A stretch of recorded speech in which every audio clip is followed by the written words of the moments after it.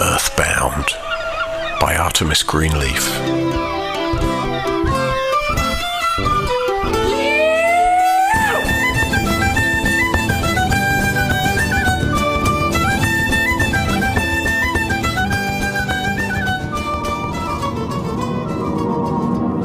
Chapter 22.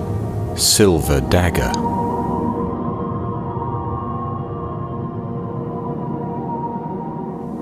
Connell rushed to Una and cradled her in his arms. He scrabbled and pressed desperately with his hands, trying to stop the energy bleeding away from her. My mother helped him. I stood by helplessly, watching little sparkling puffs of Una float away from her and dissipate into the room. It felt like ages before the wound was sealed. She lay in Connell's lap, and she did not look good. Parts of her kept fading into nothing, then coming back, so that she was flickering in and out of sight. I wished I had tears to cry and wash away the fear and dread I felt, seeing her in such a state. Why Una? Why couldn't it have been Eden? I stared at my mother, willing her to switch places with my stricken friend. The blue glow that had surrounded my mother when she was talking to Paris had changed to green.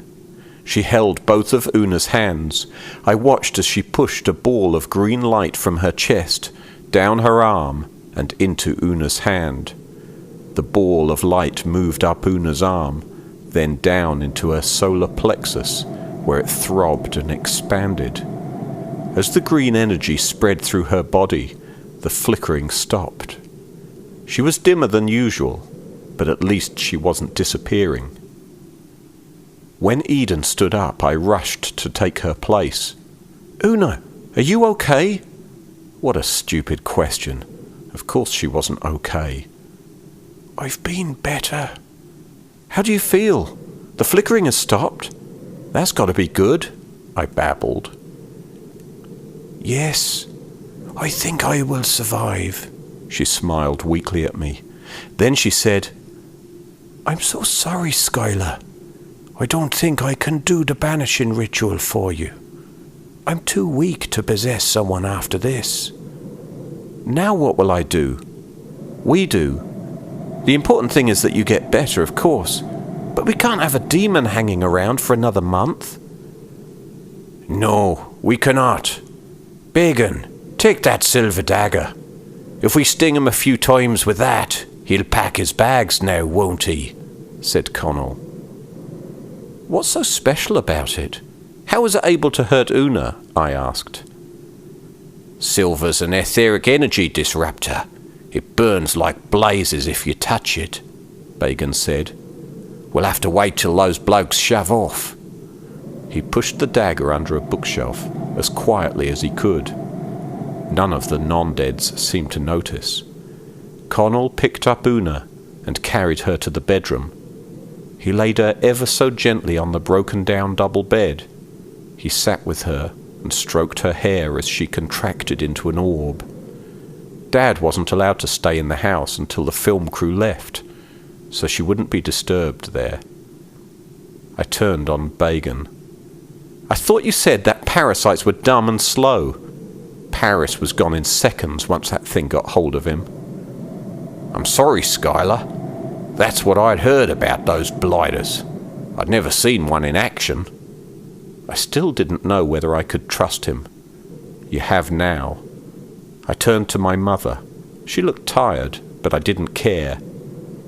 "Will Una be okay?" "I think so, Skylar. Nothing's guaranteed, but I think she'll recover." "Eden, did you know about the demon?" Connell had mentioned it. She wasn't shimmery anymore.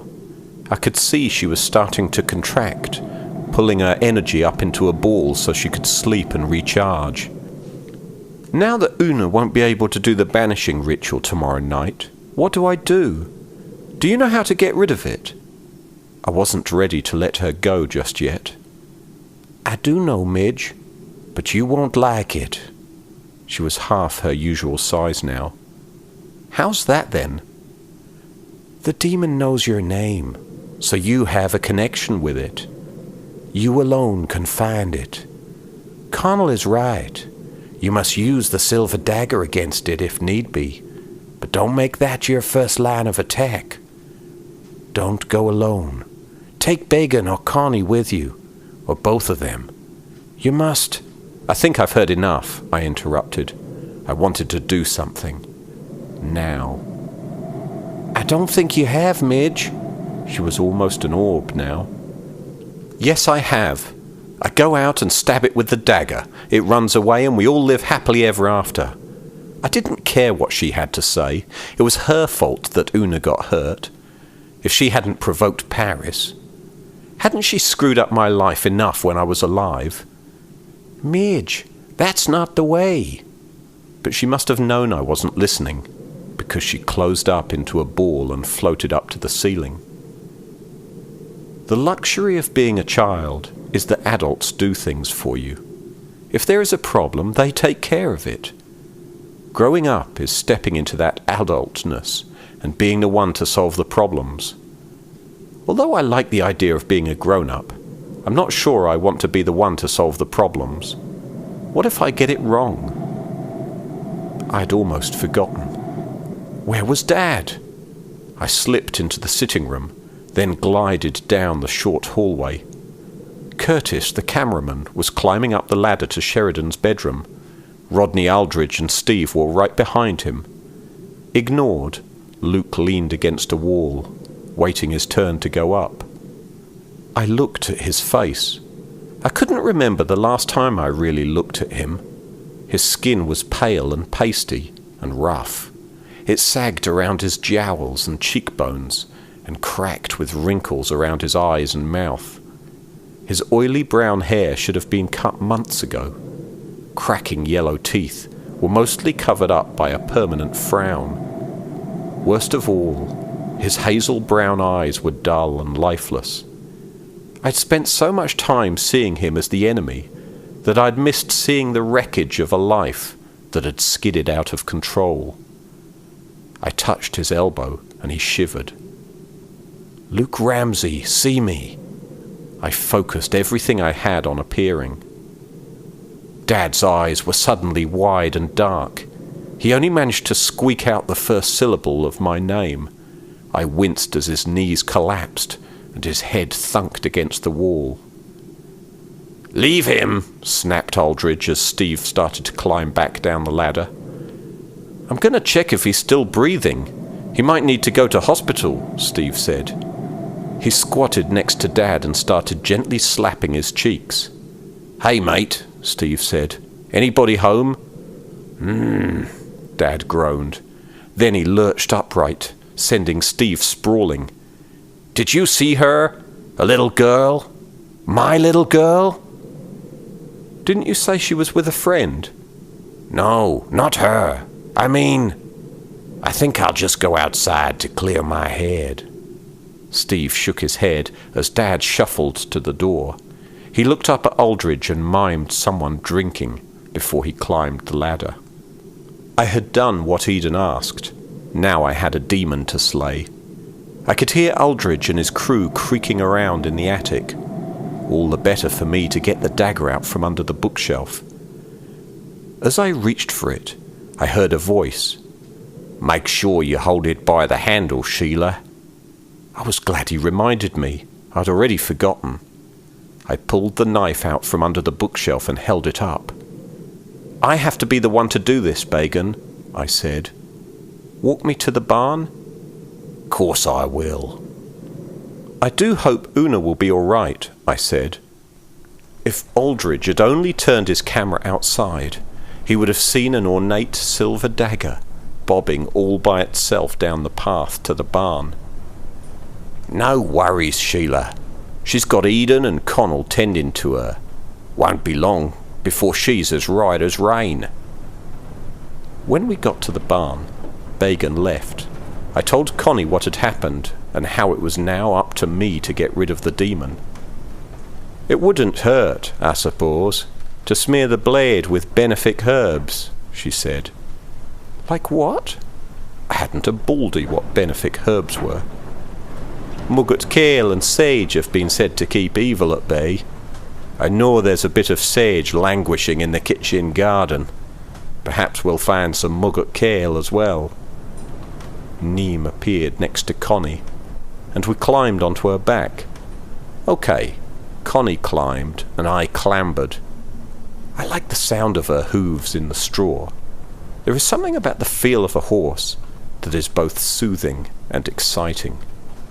Riding on Neem was wonderful, and I wish that I'd been better friends with Connie, even if she did kill me. When we got to the house, I slid off Neem's back. I'll look for the sage, I said, moving toward the little garden. By the way, Connie, what does the sage look like? I'll show you, she said, sliding gracefully down to the ground. We poured through the unkempt garden that was mostly weeds and stones. Next to a half-dead rosemary bush, we found a few sprigs of sage. Connie plucked 3 of the oblong, bumpy leaves and crushed them. Rub this on your blade. Neem and I will have a look around for some muggot kale. Connie and Neem were perhaps as far as 20 meters away when I heard a voice whisper my name. I whirled around and almost slung the dagger into the bushes. Bagan stood there, arms crossed. Bit nervy, eh, Sheila? What are you doing out here at this time of night? Thought you were holed up in the barn. Bagan, you didn't half scare me. Connie and I are looking for some muggot kale. You could help, I scolded him. Muggot kale? Muggot kale? Is that mugwort? Why? I don't know if it's mugwort or not, but Connie says it drives away evil. I set the knife and sage down so I wouldn't accidentally cut myself while I was talking to him. You gonna shake a sprig or two at Aldridge, are you, Sheila? Stop acting the maggot, Bagan. You know what's happened. What I have to do. I need every shred of help I can get. I was not in the mood for teasing just now. Sorry, Sheila. You needn't be so tetchy. I'll leave you to it. Bagan, wait. I didn't mean... No worries, Sheila. It's all right. It wasn't long before he blended into the dark and was gone. I started rubbing the sage on the dagger again. I was getting tired from carrying the knife and pushing the herb around. Then I heard it. Skylar. Not funny, Bagan. Not Bagan, Skylar. This time the voice was a deep, gravelly rumble. Connie and Neem were nowhere to be seen. How could they have left me all alone? I turned around, and there it was, looking every bit as brutal as Connie had described it, and worse. Thick, slimy drool oozed from its open jaws. It approached me warily, and as its gargoyle face came nearer, I could see the open bat wings sticking out of its back, framing its head. It actually had 2 sets of hands at the end of its backwards arms, one set that faced out and one that faced in. The claws on the inner pair were much shorter than the outer ones. Go away! I banish thee! I shrieked at it, waving the dagger about like a crazy person. The demon stopped and looked at me, cocking its head to one side. It seemed to be waiting for me to say something else. Then it laughed, a sound like boulders scraping across each other. You have no authority over me. It started to come closer again. I backed away a few steps, then I lunged at it, slashing madly with the dagger. It yelped when I nicked its arm with the blade, then it stepped back. Black blood trickled out of the wound. Drops of it hissed as they hit the ground. The grass where they landed died on contact. Good, it said, grinning. I like a fight. Its spiky tail began to twitch. This was not going well. The demon began to purr like a cat. I don't have a hope of defeating this bloody thing. The purring got louder. Was it reading my thoughts? A test, then. I will defeat this foul thing. The purring decreased. I will win, I will win, I will win. The purring stopped altogether. I can defeat you, you have no power over me. It took a step backwards. I was winning, I really was. Feeling confident, I looked into its face, hoping to deliver the knockout punch, thinking, I have beaten you. But that was my downfall. I was caught in the gaze of the soulless pits that were its eyes. I could not move. I couldn't think. I could only watch as it closed in for the kill, smirking. I was vaguely aware of the knife clattering to the earth as it fell from my open hand. Don't feel bad, little one. Much greater warriors than you have lost to me. It opened its mouth, and I could feel a pull as if it was sucking me in. I felt very sleepy. I could not think of anything I wanted more than to close my eyes and rest. No! I heard Connie shout, as if from a distance. Neem screamed, and I heard the galloping of hooves coming nearer. The demon looked up, breaking the eye contact, and I was suddenly free. I glided out of the way as Neem rose on her hind legs and struck the demon with her front hooves. It raised its arms. I thought in defense, but it grabbed Neem around the middle and started trying to work its claws into her. The horse rippled and shimmered, like a pond when pebbles are tossed in. Neem! I yelled. I scrabbled in the grass for the dagger I had dropped. Ow! I yelped as I brushed the icy fire of the blade with my fingers. There was no time to think, no time to feel. I grabbed the black wooden handle with both hands and plunged it into the demon's back with all my strength. There was a terrible shock to my right hand and arm, and I was hurled back into the grass. Dark blood spurted out of the demon's wound. It roared, then groaned, then let go of the mare. It tried vainly to reach the knife sticking out of its back. Then it collapsed, chest heaving. Cow lassie, it whimpered.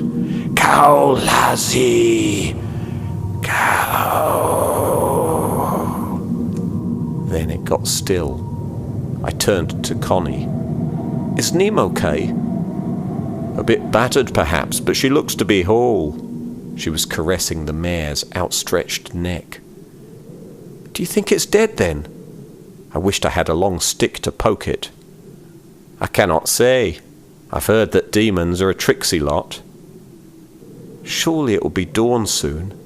Don't demons turn to stone in daylight? I believe that would be trolls, Skylar. Perhaps we should go and get Connell. Maybe he'll know. Connie must have noticed me holding my wrist. Is your hand okay, then? It feels all flickery, but I'm sure it'll be fine. At least, I hoped it would. Connie took Neem back to the barn. I went into the house to get Connell. Rodney Aldridge had packed up and left while I was out.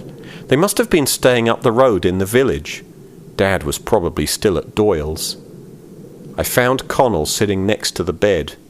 Una was asleep, a transparent orb floating just above the bed. How is she? I whispered. Fair. She needs her rest. We? That's Connie and I. Think we've killed the demon. Would you come and have a look? I wanted to be right about this more than anything. Have you now? Sure, I'll come. He blew a kiss to the orb and whispered, I'll be back in a trice, my love. I took him out into the garden, where we had battled the monster. I found patches of dead grass where its blood had fallen to the ground. I found the silver dagger, but the demon was gone.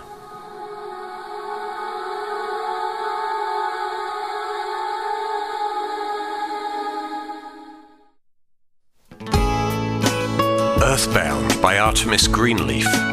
This work is licensed under the Creative Commons Attribution Non-Commercial No Derivative Works 3.0 United States license.